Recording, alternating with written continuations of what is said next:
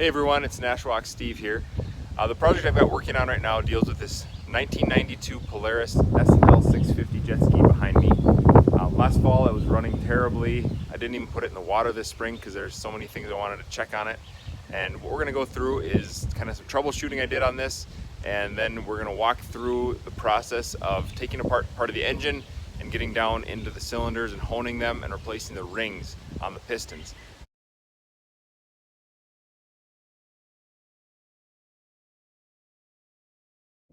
So the first thing I did this spring after seeing how poorly it was running, I wanted to check compression on these cylinders here. So I bought a compression test kit like that. It's pretty simple.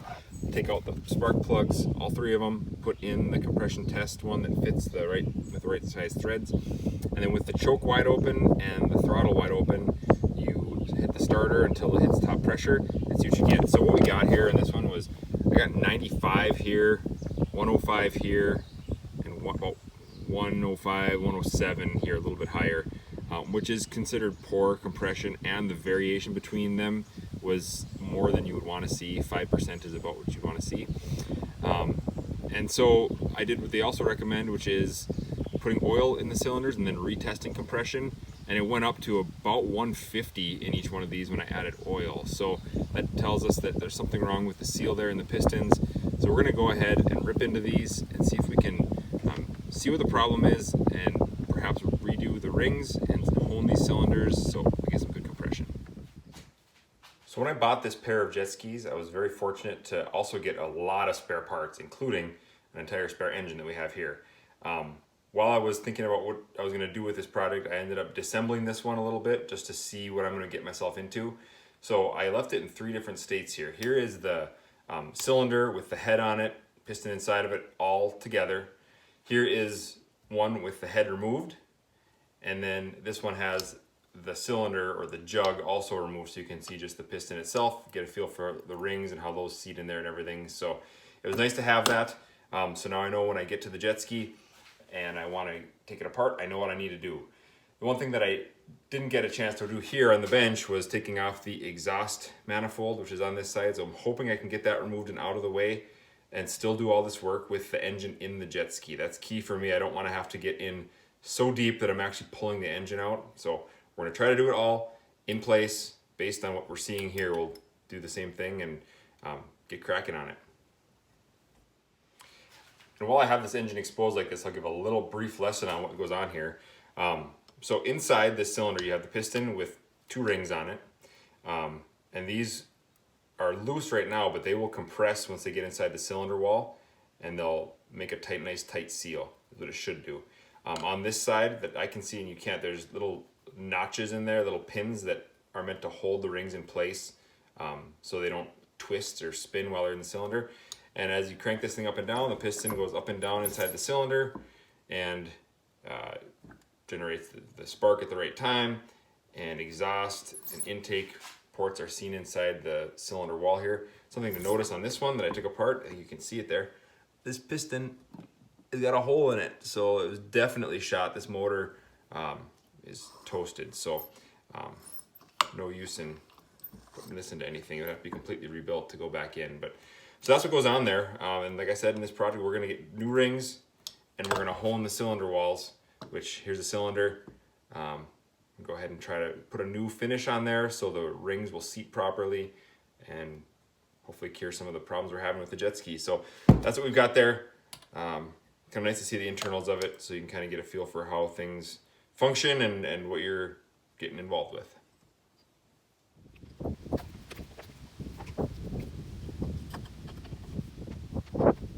Spark plugs are out, so the next thing we'll do is take a 10mm socket and take off this water outlet manifold.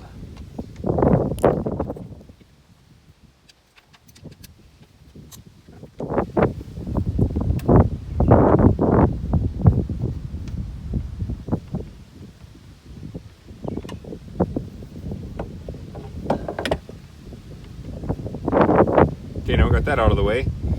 Looks like the next thing we're going to do is we'll get these gaskets off so we don't make a mess and see what we can do about this exhaust manifold.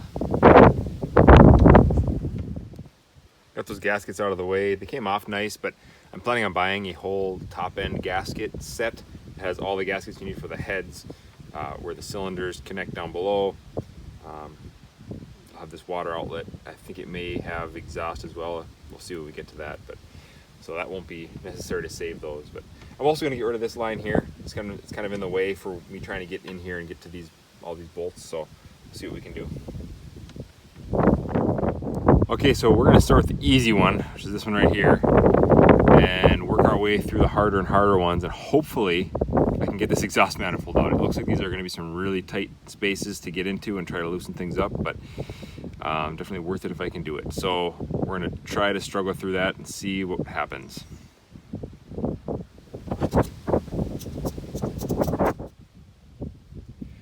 Okay, so I had success getting out 7 of the 9 bolts for this exhaust manifold. They came out pretty well. Definitely had to use a knuckle joint on my socket to get those out because there's some strange angles in there, but 7 of the 9 were good.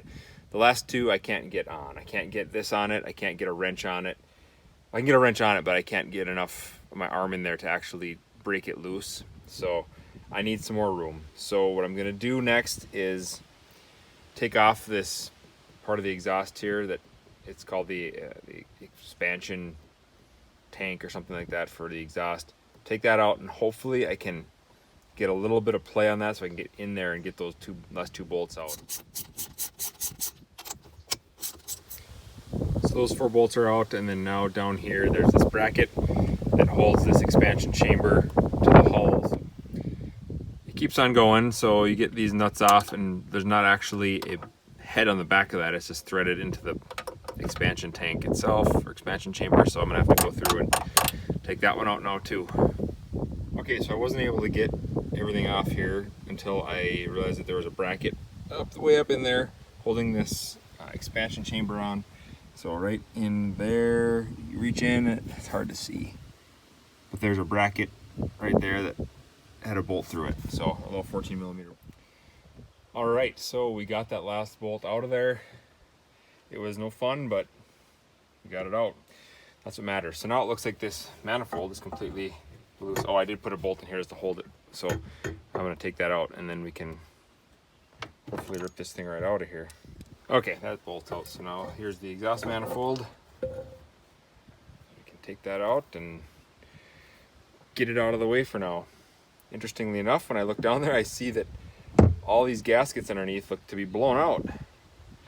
It's kind of interesting. You can see that over here. I don't know if you can tell, but the gasket there that's hanging, gasket there that's hanging, gasket there that's hanging. So something is going on there. Good thing we're taking these apart. You can put all new gaskets in there as well. So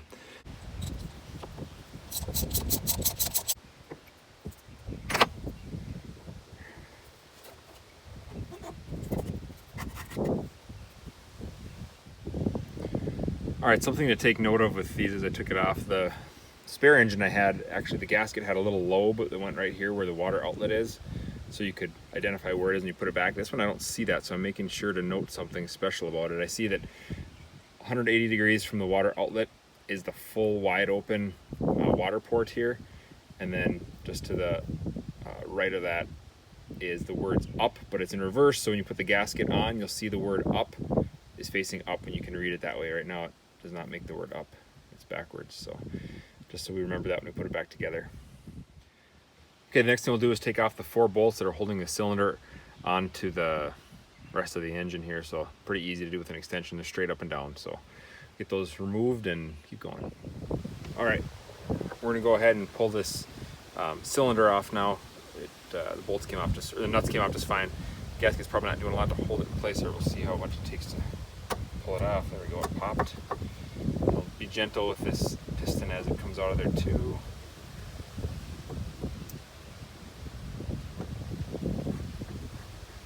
And the pistons, the rings seem to have a pretty good grab, so I'm surprised that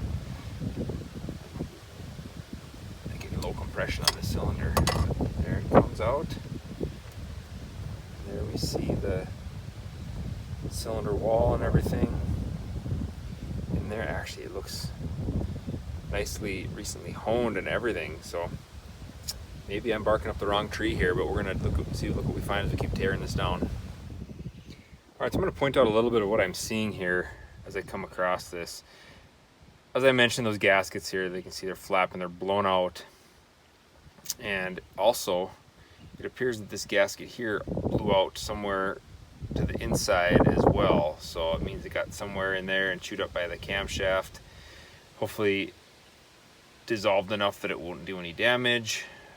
It is kind of papery. But that'd be a problem. If water is getting in to your gas and oil mixture, that'd be a really good reason that it wouldn't want to run right. So that's a problem. What I'm seeing here with this piston and rings is it looks really nice. I'm starting to think that the prior owner rebuilt this engine, because compared to the engine that I have in the shop that's hashed, this one looks a lot better. The rings are shiny, they're snappy, they line up on those pins and they don't slide around. So I don't know, I want to say that's in pretty good shape. That cylinder, I look at the surface of it and I can see that it was honed. I don't see vertical lines, I see the cross hatching that you want to see on a honed cylinder. So based on what I see here, I don't think I'm gonna replace the rings on this thing or hone that cylinder. I think I'll let it be as it is and I guess live with 95 compression. I'm not sure why it's so low. That doesn't make sense to me yet, but I'll do a little checking on that. But it certainly doesn't seem like 95, or like it should be getting 95 with something like this in the shape that it's in. So it made a really good seal. Pulling off that cylinder jug, it gripped nice. It was making a nice seal with that wall. So not quite sure what to make of that yet, but we're gonna go ahead and keep taking these apart and looking at the gaskets and seeing what we need to do there. But that's probably a pretty good reason we're having issues. So we'll keep going on. All right, we got that head off of the middle cylinder. We're gonna go ahead and pop the cylinder off from the piston.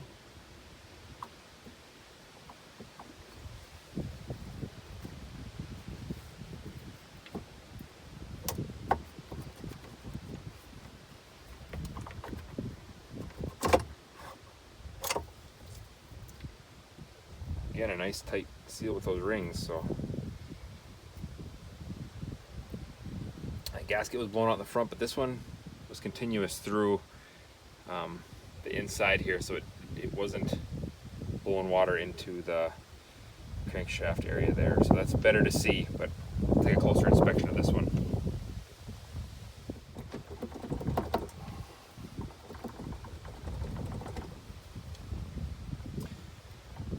Piston's got a nice grab on there also.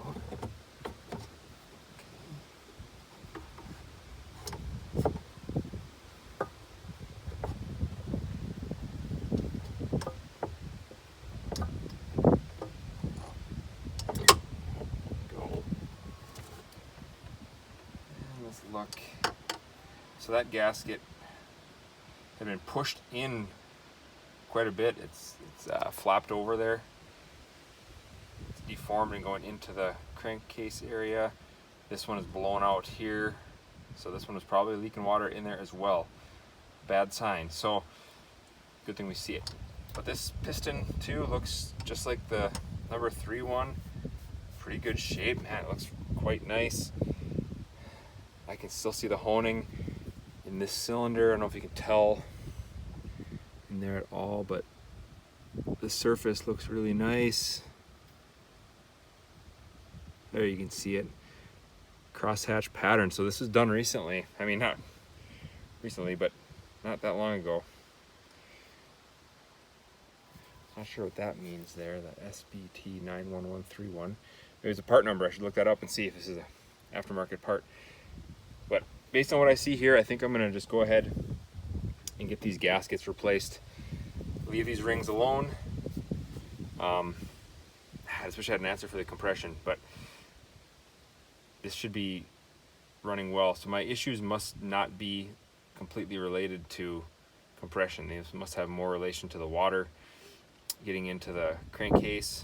So I'm gonna go ahead, get these gaskets peeled off and get a new set ordered up, cover all this up until the gaskets arrive, and then we'll start piecing it back together. All right, so I was able to get the parts I needed to do the rest of this job, at least what the job has become, which is replacing the top end gaskets for this 650 engine. if you search online, eBay or anything, you can search, like in this case, SL 650 top end gasket kit, and you'll get a kit like this. Has the head gaskets, has the cylinder gaskets, the exhaust manifold gaskets, and the water outlet gaskets, which is all you need for where we've gotten to here as far as having the cylinders off at that point. So we're gonna go ahead and tear into this and start installing gaskets one by one. First I'm gonna do a little vacuum job in there just in case any of the gasket material got around that crankshaft area to clean that out. Then we'll go ahead and start. And one of the key things that I read in the service manual is to start with the center cylinder. Apparently it's a lot easier to do that one first than to do it after you've got either 1 or 3 in. So we're gonna start with that one. All right, so I've got that gasket in there. Everything, all these surfaces, I went through and just kind of gave them a little scrape down and a little sandpaper in some places just to get it as clean as I could. Same with the underside of the cylinders. Under here, same thing, got this mating surface as nice as I could get it. The next step is gonna be to put some oil on here to get this nice and lubricated so it will slide into the cylinder. And then the key thing is to make sure that these rings are lined up on their index mark. So if you look at each piston, you'll see that there's a, it's hard to see from this side, but each one has a little dimple in the ring slot where the ring is supposed to go, and it keeps it from rotating inside the cylinder once it's running. So I need to find those as best you can, and then compress the rings and get them to slide into the cylinder. So that's what we're gonna do with this one here. First time doing this, so I'm just gonna let the camera roll and see what we get.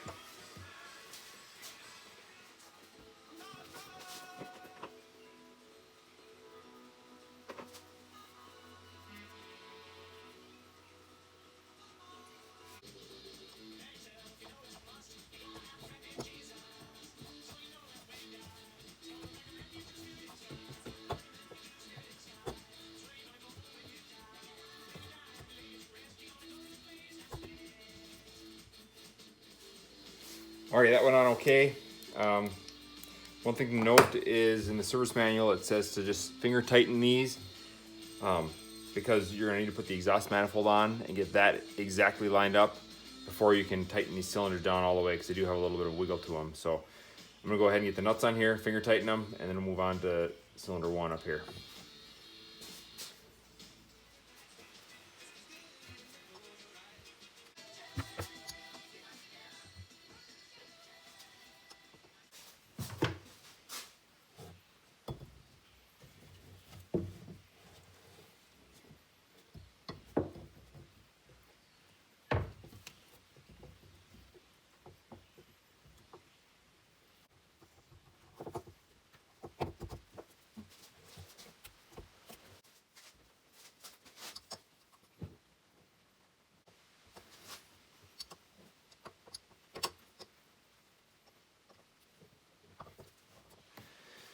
All right, sorry about that. The phone died on the last cylinder I was putting in, but that one went in all right. So all 3 are in, and they're a little more than finger tight because these are kind of hard to thread, but they're loose, so they can still move a little bit if needed.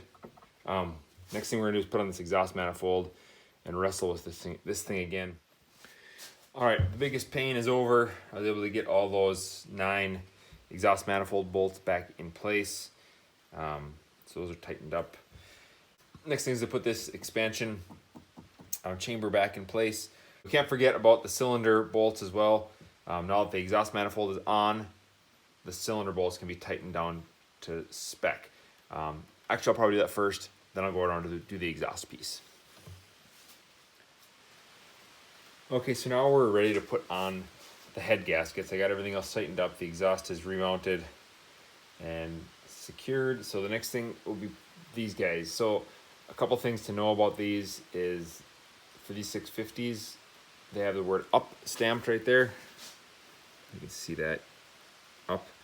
That needs to be readable. If it looks like that, like 9U, then it's wrong. And then there's also this little bump out here, which is going to correspond to the lobe that has the water outlet on it. So this side right here. So this, if you look on it upside down, this lobe is going to go right there where that water outlet is. So that's how you know that you're aligned. If you look at these things, they all have different size holes through each of these water jacket channels, so you get different flow, with proper flow through that whole cylinder evenly. So you want to make sure that you have that right. So we'll go ahead and get these on and torqued to spec, which is 18 foot-pounds. So this one will go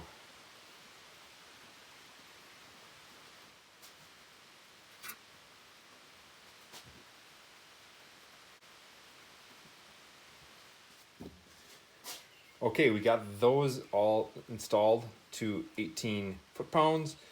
Now the other gaskets that came with that set were for the water outlet manifold, so we're gonna get those, put them on here, and then put these little bolts back in there, and we're getting pretty close to the end. There's a few hoses to hook up, some electrical, and we'll see where we're at that point. Okay, water outlet manifold is on there. This gave a spec in inch-pounds. I don't have that small of a torque wrench, so I just went with what felt about good and snug and secure, knowing that those are pretty skinny bolts, you don't want to break anything off. So we've got a little electrical connector here to reattach.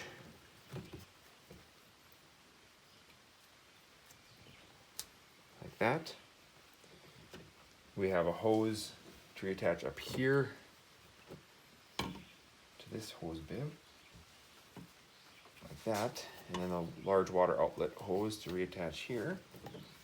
And then we have the spark plugs to put in, get the spark plug wires back on, and then reconnect our ground to our battery.